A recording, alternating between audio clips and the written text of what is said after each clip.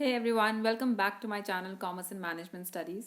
So we were doing the topic of IS and LM models. Those who are new to the channel, एक proper playlist मैंने बनाई है regarding the topic IS and LM models, जिसमें we have done the introduction of the IS curves, then we have done the derivation of IS curve in detail. Detail में proper उसको derive किया है. Similarly, the detailed derivation of LM curves also we have done.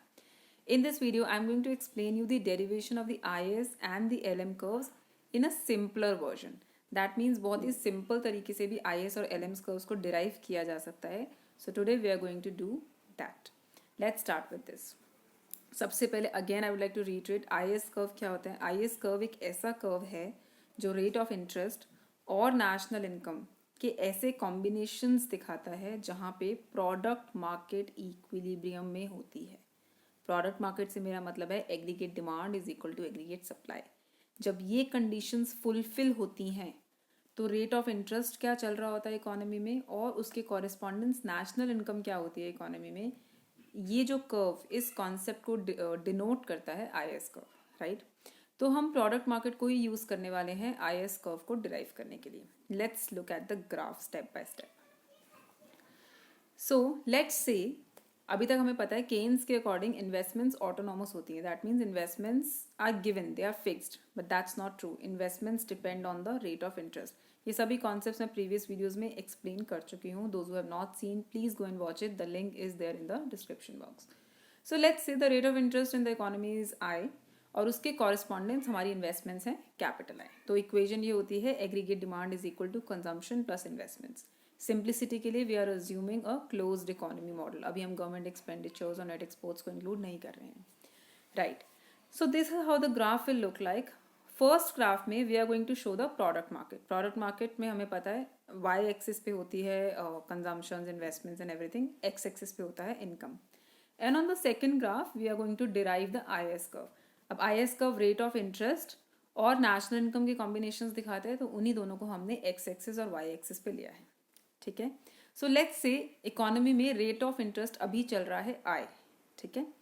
तो ये है हमारी aggregate supply line. Aggregate supply line हमें पता है 45 डिग्री लाइन होती है. And this is the aggregate demand line, that is AD is equal to C plus I. और ये कैपिटल आई कौन सा आई है? जो आई रेट ऑफ इन्वेस्टमेंट से, आई रेट ऑफ इंटरेस्ट से आया है, ठीक है. तो हमने देखा कि हमारा इक्विलिब्रियम आ रहा है एट पॉइंट E और एट पॉइंट E हमारी नेशनल इनकम आ रही है Y. अब मैंने यहाँ पे लिखा है कि national income Y at rate of interest small I, ठीक है. इस नेशनल इनकम को हम नीचे लेके जाते हैं तो मेरे पास एक फर्स्ट कॉम्बिनेशन आया है रेट ऑफ इंटरेस्ट और नेशनल इनकम का, जहाँ पे where aggregate demand is equal to aggregate supply, that is point E. Clear. तो ये बन जाता है हमारा पॉइंट A. अब किसी भी कर्व को डिराइव करने के लिए वी नीड एटलीस्ट 2 पॉइंट्स. हमें 2 पॉइंट्स की जरूरत है. फर्स्ट पॉइंट हमारे पास आ गया है. Let's move to the second point. let's say that rate of interest has reduced. मान लेते हैं कि रेट ऑफ इंटरेस्ट अब स्मॉल आई से स्मॉल आई 1 हो गया है, ठीक है. हमें पता है रेट ऑफ इंटरेस्ट और इन्वेस्टमेंट्स में एक नेगेटिव रिलेशनशिप होता है. दैट मीन्स अगर रेट ऑफ इंटरेस्ट रिड्यूस होंगे तो नेशनल इनकम तो इन्वेस्टमेंट्स इंक्रीज हो जाएंगी and vice versa. Clear. So let's say the rate of interest have reduce, तो हमारी इन्वेस्टमेंट्स बढ़ गई हैं. और अगर इन्वेस्टमेंट्स बढ़ेगी तो इसका मतलब है एग्रीगेट डिमांड भी इंक्रीज हो जाएगी. So you can see the second line. अब हमने देखा कि हमारा इक्विलिब्रियम आ रहा है एट पॉइंट E डैश और E डैश पे हमारी नेशनल इनकम आती है Y डैश, ठीक है. तो अब क्या दिख रहा है? जब रेट ऑफ इंटरेस्ट रिड्यूस हुआ तो नेशनल इनकम इंक्रीज हो गई. When the product market is in equilibrium. इस कंडीशन को कभी भी फॉरगेट नहीं करना है because IS curve product market equilibrium को ही रिप्रेजेंट करता है, ठीक है. तो यहाँ पे मेरे पास एक सेकेंड कॉम्बिनेशन आता है. सेकेंड कॉम्बिनेशन क्या आ जाता है? Y1 नेशनल इनकम और रिड्यूस्ड रेट ऑफ इंटरेस्ट. इसको हम मार्क कर लेते हैं point B. Clear. Now when I join point A and B I get the IS curve. तो ये एक सिंपलर वे है IS कर्व्स को डिराइव करने का. प्रीवियस वीडियोस में मैंने IS कर्व को और डिटेल में डेरिवेशन एक्सप्लेन किया था, जहाँ पे हमने 4 ग्राफ्स को यूज़ किया था. वहाँ पे हम इन्वेस्टमेंट ग्राफ भी लेके चल रहे थे. मतलब वहाँ पे आप देख रहे थे कि जब रेट ऑफ इंटरेस्ट रिड्यूस होता है तो इन्वेस्टमेंट्स इंक्रीज होती हैं. वो वाला ग्राफ भी था. प्रोडक्ट इक्विलिब्रियम ग्राफ भी था. और वहाँ पे हमारे पास सेविंग्स ग्राफ्स भी थे. तो बहुत सारे ग्राफ से मिलके हमने IS कर्व को डिराइव किया था.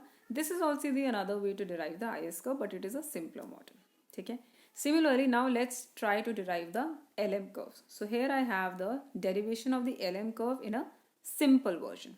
Again, जैसे IS curve rate of interest and national income के ऐसे कॉम्बिनेशंस दिखाता है where product market is in equilibrium, right. Similarly LM curve rate of interest और नेशनल इनकम के ऐसे कॉम्बिनेशंस दिखाता है where money market is in equilibrium. That is the only difference. ठीक है.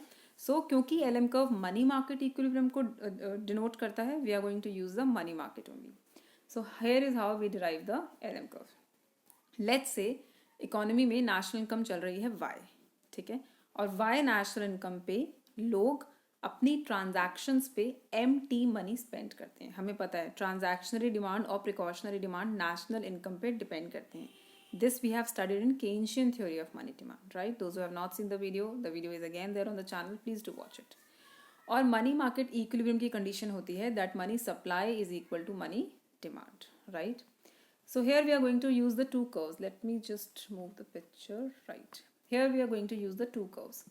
पहले कर्व में मैं आपको दिखाऊंगी मनी मार्केट. मनी मार्केट में हमें पता है y एक्सिस पे होता है रेट ऑफ इंटरेस्ट और x एक्सिस पे होते हैं money demand and money supply. और सेकेंड कर्व पे हम डिनोट करने वाले हैं LM कर्व. अब क्योंकि LM कर्व नेशनल इनकम और रेट ऑफ इंटरेस्ट के कॉम्बिनेशन दिखाता है, so we have that on the axis. ठीक है. अब मनी सप्लाई हमें पता है फिक्स्ड होता है, so it is a vertical line. Fixed क्यों होता है? क्योंकि money supply is the money that is available in the economy and somehow that is fixed at a particular time period. वो एक पर्टिकुलर टाइम पीरियड पे fixed होता है, so it is a vertical line. यानी कि वो rate of interest पे depend नहीं करेगा. मनी सप्लाई एक ऑटोनॉमस वेरिएबल है. ऑटोनॉमस वेरिएबल मतलब RBI डिसाइड करेगा कि इकोनॉमी में कितना मनी सप्लाई होना चाहिए. This is independent of the rate of interest. और मनी डिमांड हमें पता है एक डाउनवर्ड स्लोपिंग लाइन होती है. Money demand is what? Transactional demand, precautionary demand plus speculative demand. Speculative demand आपकी रेट ऑफ इंटरेस्ट पे डिपेंड करती है. So according to this diagram money market में इक्विलिब्रियम आ रहा है एट पॉइंट E और हमारा रेट ऑफ इंटरेस्ट चल रहा है I. तो अब देखिए जब नेशनल इनकम Y थी तो रेट ऑफ इंटरेस्ट बना स्मॉल I. इस कॉम्बिनेशन को हम ले जाते हैं on the second curve. Second curve पे इसको हम ऐसे लेके गए. ये मेरा फर्स्ट पॉइंट मेरे पास बन गया. On the Y axis I took the rate of interest I and on the X axis हमें अज्यूम किया था कि नेशनल इनकम अभी चल रही है Y. ठीक है. Now let's assume that the national income has increased. अब हम अज्यूम करेंगे कि नेशनल इनकम इंक्रीज हो गई है. अब खुद सोचिए जब नेशनल इनकम इंक्रीज होगी इसका मतलब है कि ट्रांजैक्शनरी डिमांड इंक्रीज हो जाएगी and that means that the money demand will also increase. तो इसके इफेक्ट क्या दिखेंगे? नेशनल इनकम इंक्रीज हुई to Y dash, the money demand will now increase. Money demand rightward shift हो जाएगा. ठीक है. And now I can see that the equilibrium is at point E dash. Equilibrium कहाँ पे आ गया? At point E dash. और मेरा रेट ऑफ इंटरेस्ट आता है I डैश. तो इससे मुझे क्या दिख रहा है? When the national income increased the rate of interest will also increase when money market is in equilibrium. इस कंडीशन को फॉरगेट नहीं करना है क्योंकि LM कर्व इसी को डिनोट करता है. So here I have the second combination as well. Second combination में दिख रहा है the national income has also increased and the rate of interest has also increased. This I am marking as point B, right. Joining both of them I get my LM curve. So मतलब LM curve एक upward sloping curve होता है. Clear? So now you see this is again a simpler derivation of the LM curve. We have done a detailed derivation of the LM curves as well. You can watch the video on the channel itself. So this is how we derive the IS and the LM curves in a simple way using just single graphs. I hope you all like the video. I hope you have understood the concept. I know it's a little technical. You can revise the videos and you can understand the graph step by step. I would recommend you always when you are studying the graph, do draw the graphs yourself.